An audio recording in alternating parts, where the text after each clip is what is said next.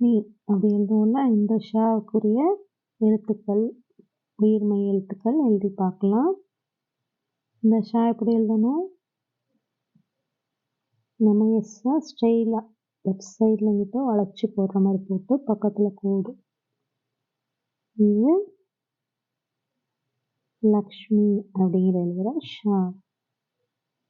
இது ஷா துணை எழுத்து போடுறப்ப எஸ்ஸை இப்படி வளைச்சி ஸ்ட்ரெயிலாக போட்டு கோடு, பக்கத்தில் ஒரு கோடு.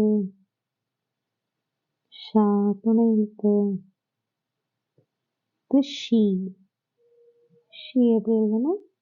கோடு ஆரம்பித்து முட்டை போட்டு கீழே வளைச்சிட்டு போட்டு பக்கத்தில் கோடு, மேலேருந்து லெஃப்ட் சைடு. முட்டையில் கோடு தொடக்கூடாது. ஷீ.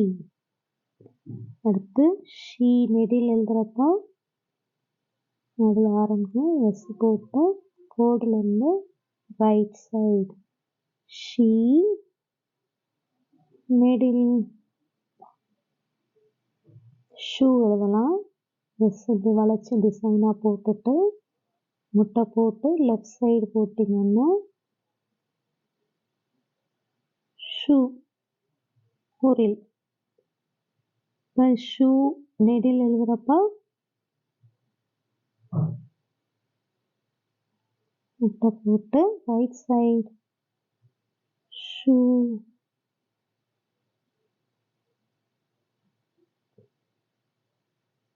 ஷ்ரூ.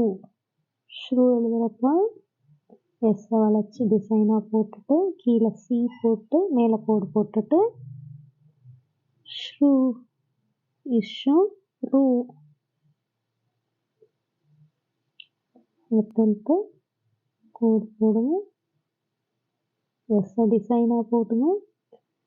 மேலே எஸ் தொடக்கூடாது கோடில்.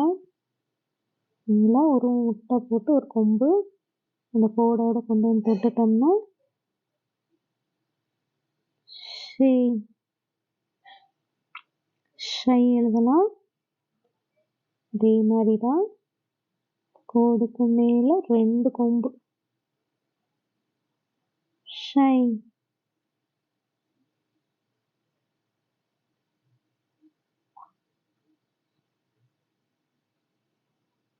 அடுத்து ஷோ.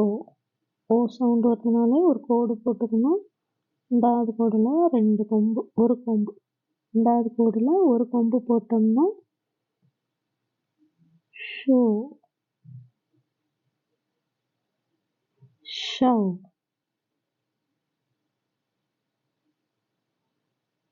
எஸ் டிசைனாக போடுங்க. 2 கோடு. 2வது கோடில் 2 கொம்பு.